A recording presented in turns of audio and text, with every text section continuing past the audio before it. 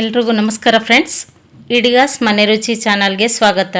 Recipe ಶುರು ಮಾಡೋದಕ್ಕೂ ಮುಂಚೆ ನೀವು ನಮ್ಮ ಚಾನಲ್ಗೆ ಫಸ್ಟ್ ಟೈಮ್ ವಿಸಿಟ್ ಮಾಡ್ತಿದ್ರೆ ಪ್ಲೀಸ್ ಸಬ್ಸ್ಕ್ರೈಬ್ ಮಾಡ್ಕೊಳ್ಳಿ, ಹಾಗೆ ಬೆಲ್ ಐಕನ್ನ ಒತ್ತಿ, ಹಾಗೆ ಶೇರ್ ಮಾಡಿ.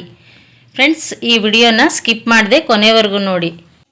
ಫ್ರೆಂಡ್ಸ್, ಇವತ್ತು ನಾವು ಕೆಮ್ಮು ಮತ್ತು ಶೀತ ಆದಾಗ ಕಷಾಯ ಮಾಡ್ತೀವಿ. ಅದು ಕಷಾಯ ಮಾಡೋದಕ್ಕೆ ಏನೇನು ಬೇಕು ಅಂತ ತೋರಿಸ್ತೀನಿ. ಇದು ಅರ್ಧ ಸ್ಪೂನ್ ಕಾಳು ಮೆಣಸು ತೊಗೊಂಡಿದ್ದೀನಿ, ಇದು ಅರ್ಧ ಸ್ಪೂನ್ ಜೀರಿಗೆ ತೊಗೊಂಡಿದ್ದೀನಿ, 1 ಸ್ಪೂನಷ್ಟು ಬೆಲ್ಲ, ಇದು ಒಣಶುಂಠಿ ತೊಗೊಂಡಿದ್ದೀನಿ 1 ಇಂಚಷ್ಟು, 4 ಲವಂಗ, 1 ಏಲಕ್ಕಿ ತೊಗೊಂಡಿದ್ದೀನಿ. ಇದು ದೊಡ್ಡಪತ್ರೆ ಅಂತ, ಇದು ಗಿಡ ಹಾಕಿದ್ದೀನಿ ನಾವೇನೆ. ಇದು ಒಂದು 4 ಎಲೆ ತೊಗೊಂಡಿದ್ದೀನಿ. ಸ್ವಲ್ಪ ಇದು ತುಳಸಿ ತೊಗೊಂಡಿದ್ದೀನಿ, ಶ್ರೀ ತುಳಸಿ ಕೃಷ್ಣ ತುಳಸಿ ಮಿಕ್ಸ್ ತೊಗೊಂಡಿದ್ದೀನಿ. ಇದು ತುಂಬೆ ಸೊಪ್ಪು. ಇದು 1 ಲೋಟ ನೀರು ಇಟ್ಕೊಂಡಿದ್ದೀನಿ ಪಾತ್ರೆಯಲ್ಲಿ, ಹಾಲು ಸ್ವಲ್ಪ ಕಾಯಿಸಿಟ್ಕೊಂಡಿದ್ದೀನಿ ನೋಡಿ ಚಿಕ್ಕ ಲೋಟದಲ್ಲಿ. ಇದು 1.5 ಲೋಟದಷ್ಟು ನೀರು ಹಾಕ್ತೀನಿ. ಇದಕ್ಕೆ ಹಾಕ್ಬಿಟ್ಟು ಸೊಪ್ಪು ಇದನ್ನೆಲ್ಲ ಕುದಿಯೋಕೆ ಇಡೋಣ.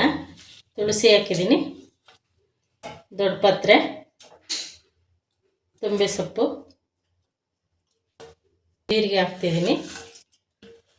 ಇದು ಕಾಳುಮೆಣಸು ಮತ್ತು ಶುಂಠಿ, ಏಲಕ್ಕಿ, ಲವಂಗ ಇದು ಸ್ವಲ್ಪ ಅರ್ಧಂಬರ್ಧ ಕೊಟ್ಬಿಟ್ಟು ಪೌಡ್ರ್ ಹಾಕ್ತೀನಿ. ಇದಕ್ಕೆ ಬೇಯೋದಕ್ಕೆ ಇಡೋಣ. ಇದನ್ನು ಬೆಲ್ಲ ಲಾಸ್ಟ್ಗೆ ಹಾಕ್ಕೋಬೇಕು. ಸ್ಟವ್ ಹಚ್ಚಿದ್ದೀನಿ, ಇದು ಬೇಯಲಿ. ಸ್ವಲ್ಪ ಹಾಲು ಕಾಯಿಸಿಟ್ಕೊಂಡಿದ್ದೀನಿ, ಕಾಯಿಸ್ಬಿಟ್ಟು ಈ ಚಿಕ್ಕ ಲೋಟದಲ್ಲಿ ತೊಗೊಂಡಿದ್ದೀನಿ, ಸಾಕಾಗುತ್ತಿದೆ ಹಾಲು. ಶುಗರ್ ಇರೋರಾದರೆ ಬೆಲ್ಲ ಬೇಕಂದರೆ ಹಾಕ್ಕೋಬೋದು, ಇಲ್ಲಾಂದರೆ ಸ್ಕಿಪ್ ಮಾಡ್ಬೋದು. ಇದು ಶೀತ ಆಗಿದ್ರೆ ಬೇಗ ಕಡಿಮೆ ಆಗುತ್ತೆ ಇದು ಕಷಾಯ. ಇದು ಬೇಯಬೇಕು ಸ್ವಲ್ಪ. 1.5 ಲೋಟ ನೀರು ತೊಗೊಂಡಿದ್ದೀನಿ. ಇದೊಂದು ಮುಕ್ಕಾಲು ಲೋಟಕ್ಕೆ ಬರೋವರೆಗೂ ಕುದಿಸ್ಬೇಕು ಇದನ್ನು.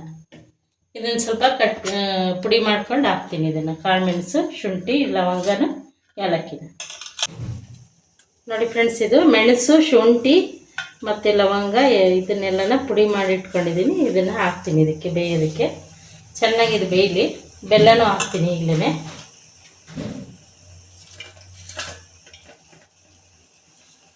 ಇದು ಚೆನ್ನಾಗಿ ಕುದೀಲಿ. ಇದು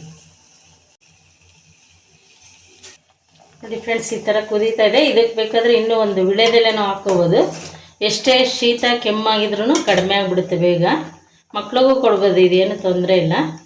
ಬೆಲ್ಲ ಬೇಕಂದರೆ ಹಾಕ್ಕೋಬೋದು, ಇಲ್ಲಾಂದರೆ ಸ್ಕಿಪ್ ಮಾಡ್ಕೋಬೋದು. ಶುಗರು ಅದು ಇರೋಂಥವ್ರಾದರೆ ಈ ಥರ ಮಾಡಿ ಚೆನ್ನಾಗಿರುತ್ತೆ ನೋಡಿ ಫ್ರೆಂಡ್ಸ್. ಈ ಥರ 1.5 ಲೋಟ ನೀರು ತಗೊಂಡಿದ್ನಲ್ಲ, ಮುಕ್ಕಾಲು ಲೋಟದಷ್ಟು ಆಗಿದೆ. ಇವಾಗ ಹಾಲು ಹಾಕ್ಕೊಳ್ಳೋಣ. ಕಾಯಿಸಿಟ್ಕೊಂಡ್ರೆ ಹಾಲನ್ನು ಹಾಕ್ಬಿಟ್ಟು ಆಫ್ ಮಾಡಿಬಿಡ್ಬೇಕು. ಸ್ಟವ್ ಆಫ್ ಮಾಡಿ ಫಿಲ್ಟ್ರ್ ಮಾಡ್ಕೊಂಡು ರಾತ್ರಿ ಮಲಗೋ ಟೈಮಲ್ಲಿ ಕುಡಿಬೇಕು ಇದನ್ನು. ಊಟ ಎಲ್ಲ ಆದಮೇಲೆ ಇದು ಕುಡಿದ್ಮೇಲೆ ಮತ್ತೆ ನೀರು ಕುಡಿಬಾರ್ದು. ನೀರು ಕುಡಿದ್ರೆ ಮತ್ತದು ಕೆಮ್ಮು ಕಫ ಅದು ಕಡಿಮೆ ಆಗೋಲ್ಲ. ಎಷ್ಟೇ ಶೀತ ಆಗಿದ್ರೂ ಕಡಿಮೆ ಆಗಿಬಿಡುತ್ತೆ ಇದು. ಸೋಸ್ಕೊಳ್ಳೋಣ ಇದಕ್ಕೆ.